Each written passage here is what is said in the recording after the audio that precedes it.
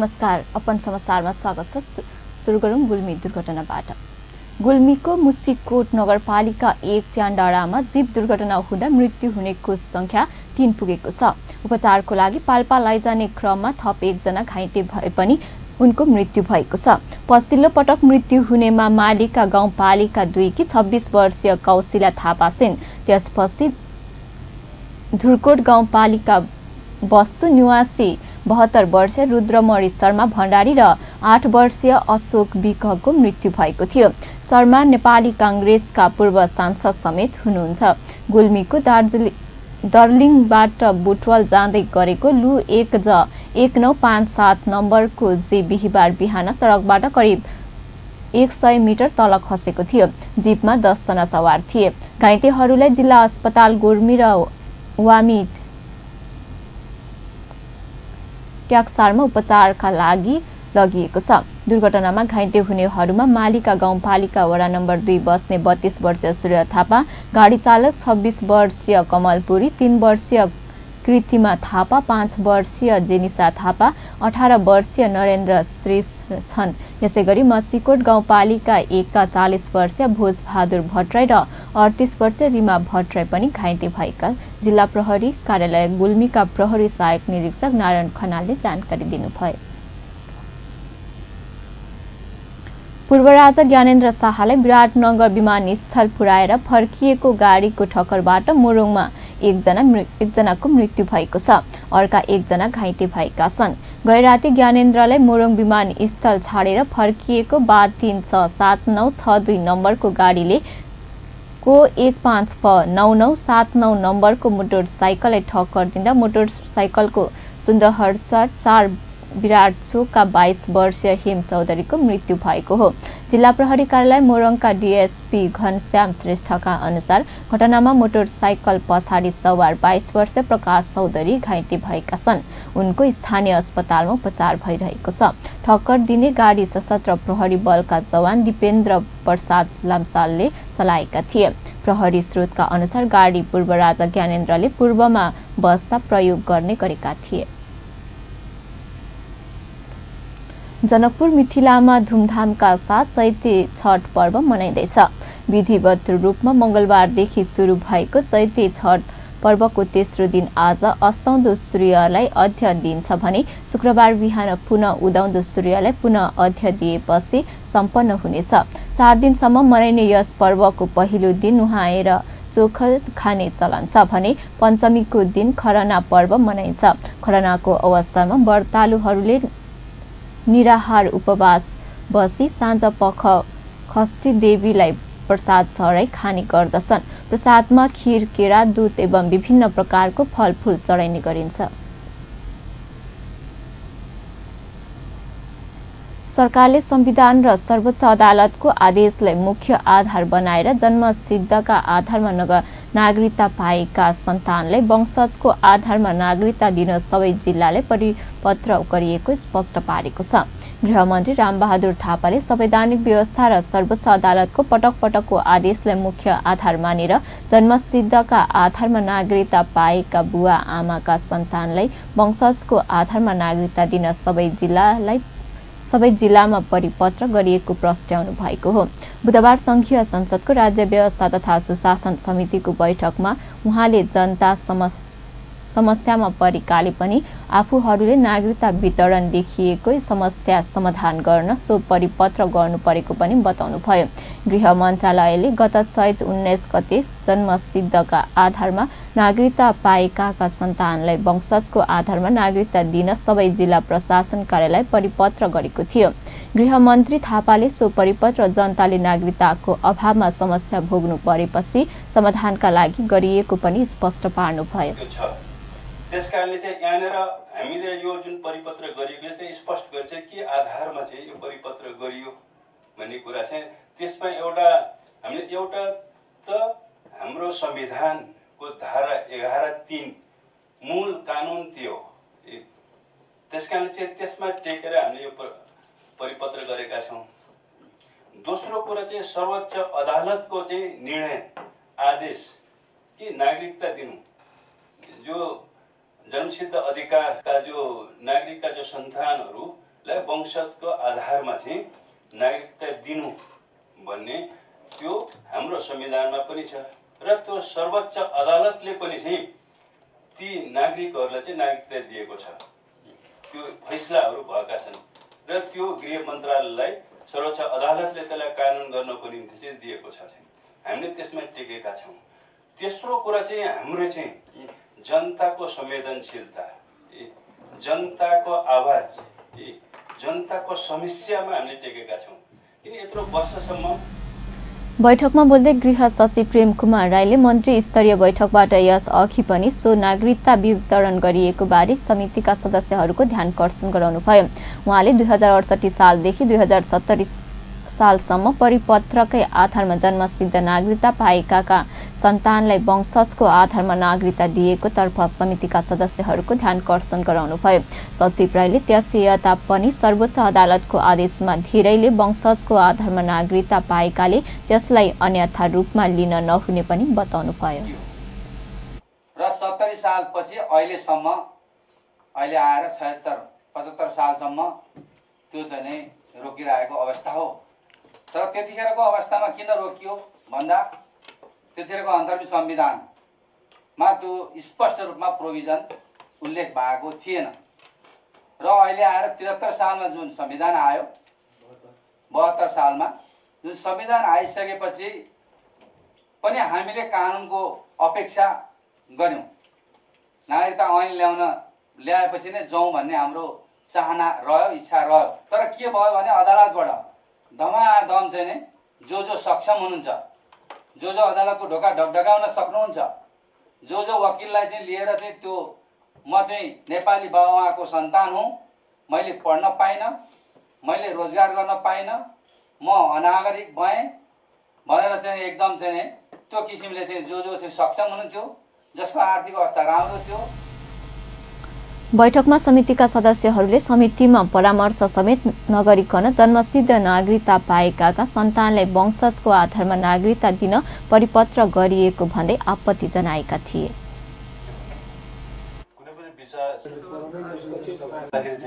गृह मन्त्रालय मान्य गृहमन्त्री यहाँ हुनुहुन्छ, सचिव हुनुहुन्छ, उहाँहरूलाई चाहिँ अब चाहिँ यसरी जाँदाखेरि चाहिँ अलिकति अप्ठ्यारो हुन्छ कि सरकार र संसदको बिचमा चाहिँ भनौँ न एक प्रकारको चाहिँ दूरी कायम हुनु कि भन्ने अब फ्युचरमा चाहिँ यो फ्युचर कोर्समा चाहिँ कमसेकम कन्सल्टेसनको आधारमा जाउँ र विचाराधीन रहिरहेको चाहिँ विधेयकको सम्बन्धमा चाहिँ ठ्याक्कै चाहिँ त्यसरी अगाडि नबढ्ने खालको स्थिति सरकारले गर्यो भने राम्रो हुन्छ भन्ने ढङ्गले त्यो मिसन, त्यो उद्देश्यका साथ चाहिँ आजको यो छलफल आयोजना गरे हो।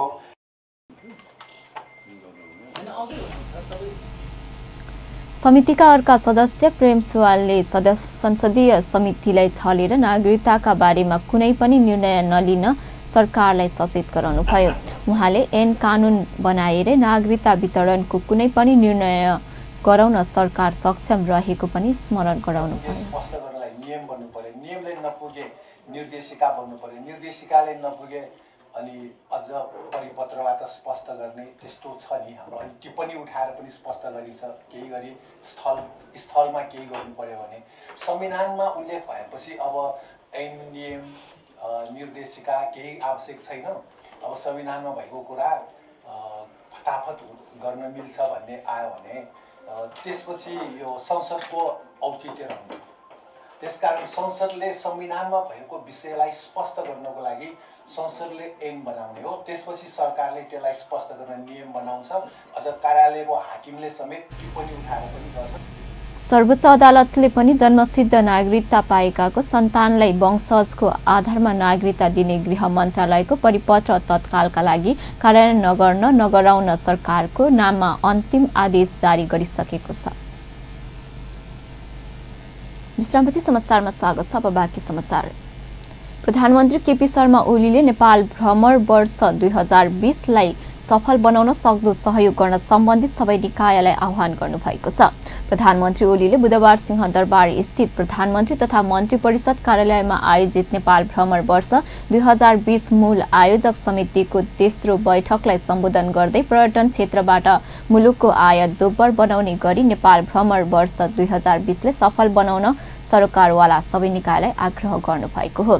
त्यसैगरी प्रधानमन्त्री ओलीले सो नेपाल भ्रमण वर्ष सम्पन्न हुँदा 10 लाख नेपालीलाई पर्यटन क्षेत्रको विकास गरेर रोजगारी दिने अवस्था बनाउनु पर्नेमा पनि सबैलाई सचेत गराउनु भएको संस्कृति पर्यटन तथा नागरिक उड्डयन मन्त्रालयका सचिव मोहन कृष्ण सापकोटाले जानकारी दिनुभयो।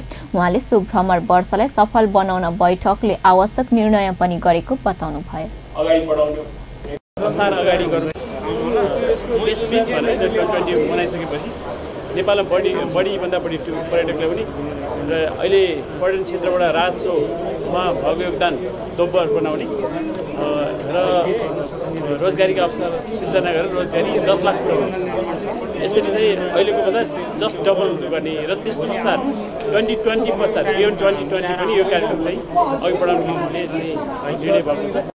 अमूल्य सुझाव र सांस्कृतिक पर्यटन तथा नागरिक उड्डयन मन्त्रालयले समेत जिम्मेवारी लिनुभएका प्रधानमन्त्री ओलीले नेपाल भ्रमण वर्ष 2020लाई सफल बनाउन आफ्नो क्षेत्रको गन्तव्य स्थलहरूको पहिचान गरी उचित व्यवस्थापन गर्न प्रदेश तथा स्थानीय सरकारको पनि ध्यानकर्षण गराउनुभयो।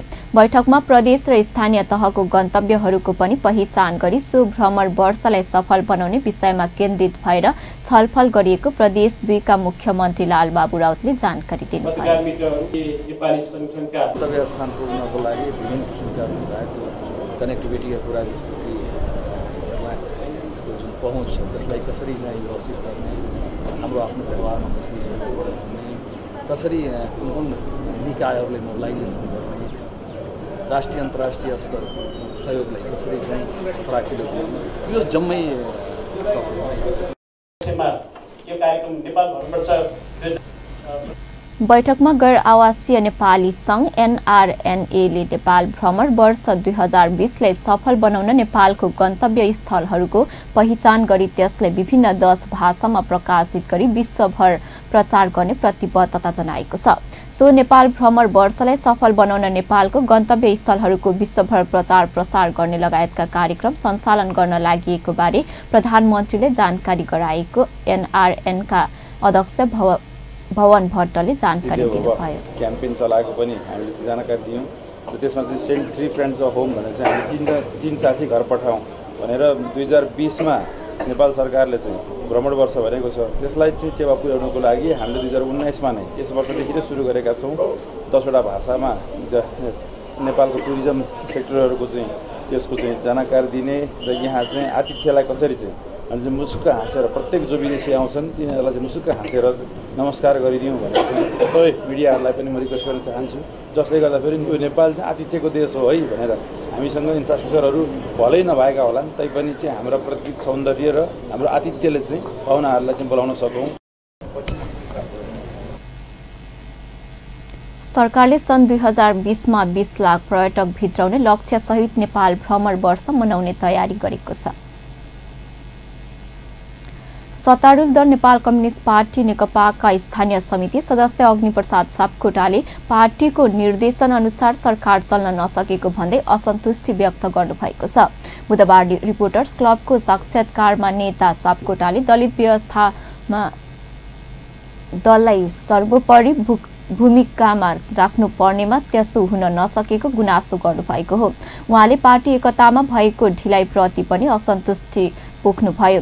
उहाँले दलको सर्वोपरि भूमिका र एकीकरणको आवश्यकतामा अध्यक्ष दया केपी शर्मा ओली र पुष्पकमल दाहाल दुवैको ध्यान पुग्न नसकेको टिप्पणी गर्नुभयो।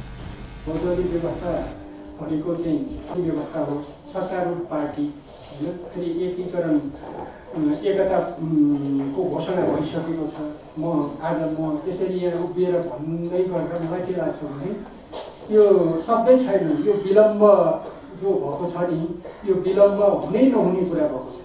यो मलाई के लाग्छ त भन्दाखेरि दलीय व्यवस्थामा दललाई नै सर्वोपरि भूमिकामा राख्नुपर्ने ठाउँमा अब दलको चाहिँ एकीकरण नै नटुङ्गिएपछि धेरै ठुलो नोक्सान भएको छ।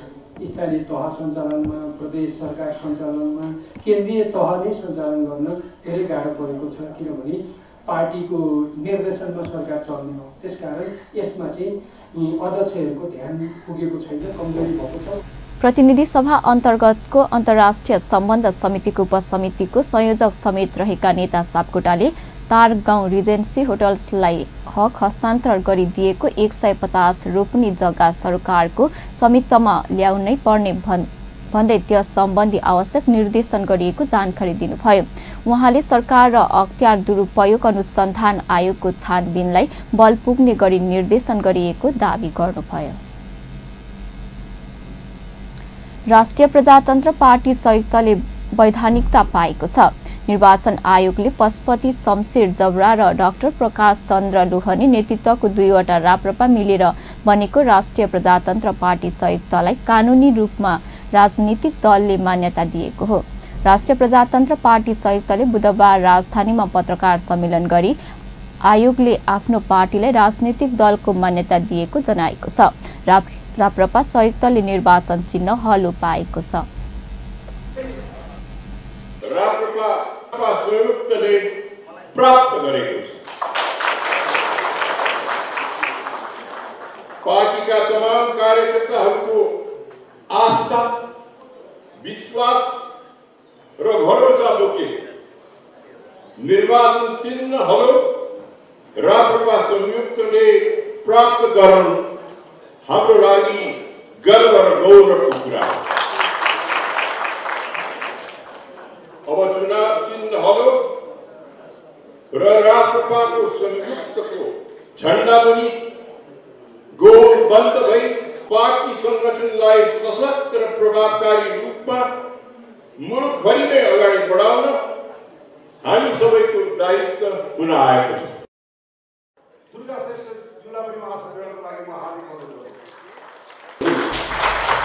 वर्तमान सरकारका गतिविधि संविधानको भावना र मर्म विपरीत रहेको, भ्रष्टाचार मौलाएको, संवैधानिक अङ्गका स्वतन्त्रतामा हस्तक्षेप गरिएको तथा प्रधानमन्त्रीको तजबिजमा सेना परिचालन लगायतका कार्यहरू नियोजित रूपमा सक्रिय भएको आरोप राप्रपा संयुक्तले लगाएको छ।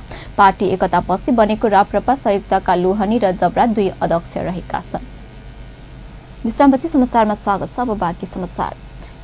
कांग्रेस नेता प्रकाश मान सिंहले पार्टीको आर्थिक गतिविधि अपारदर्शी भएको आरोप लगाएका छन्। कांग्रेस जिल्ला कोष अध्यक्षको पोखरामा आयोजित तेस्रो राष्ट्रिय भेलामा सहभागी हुन पुगेका सिंहले पार्टी आर्थिक गतिविधिमाथि प्रश्न उठाएका हुन्। सिंहले आर्थिक पारदर्शिताको प्रसंग उब्काए पनि त्यसबारे थप प्रश्न भने गरेनन्। विगतमा जनताले आशा भरोसा गरेका कांग्रेसप्रति आकर्षक कम हुँदै जानु गम्भीर समीक्षाको विषय भएको भन्दै उनले जिम्मेवार रूपमा सोचेर आफ्ना जिल्लाका पार्टी संगठनका काममा लाग्न उनले कोषाध्यक्षहरूलाई निर्देशन दिए।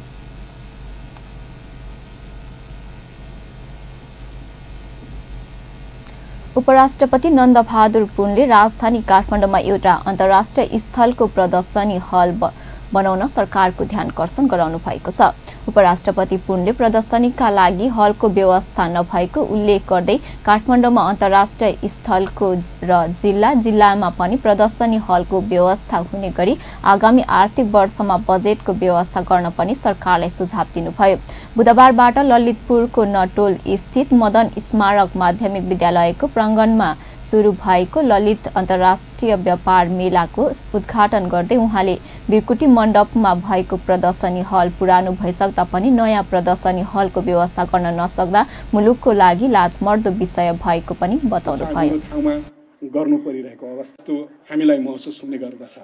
त्यसकारण एउटा राजधानीमा भित्र पक्कै पनि एउटा राम्रो प्रदर्शनको लागि एउटा एक्सपो हलको जरुरी देखिन्छ। त्यस्तै जिल्ला जिल्लामा पनि एउटा राम्रो एक्सपो हलको आवश्यकता देखिन्छ।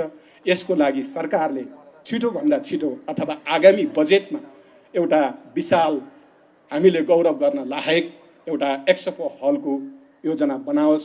त्यसको लागि म सम्बन्धित निकायको ध्यानकर्षण गराउन चाहन्छु र यहाँको यो ललितपुर उद्योग वाणिज्य सङ्घको पहल तथा यहाँको महानगरपालिकाले पनि यो योजनाहरू अगाडि सार्नेछ भन्ने लाग्छ।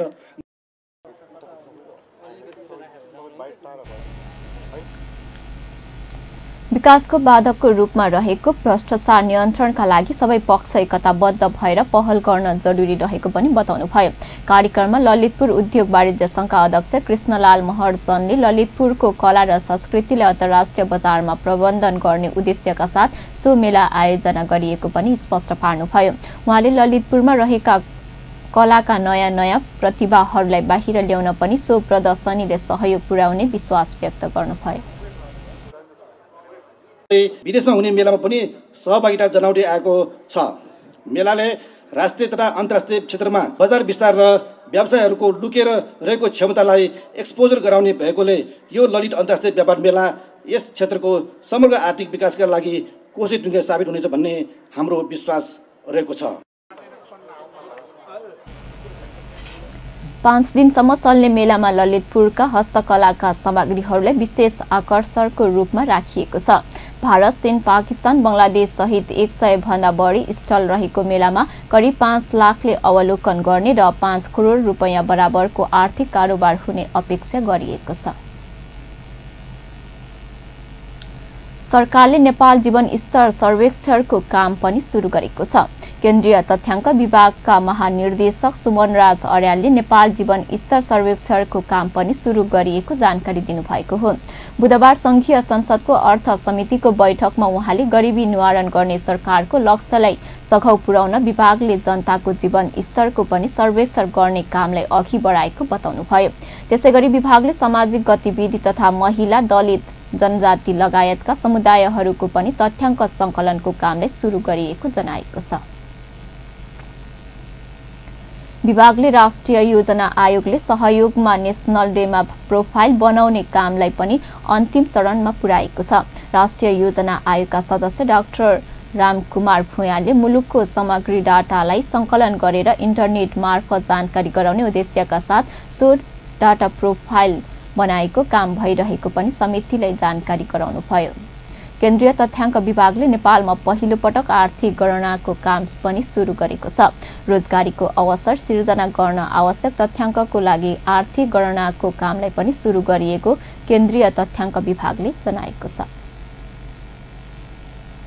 हवस् त अहिलेलाई समाचार यति नै। पल पल खबर तेज नजर अपन टेलिभिजन हेर्दै गर्नुहोला। नमस्कार।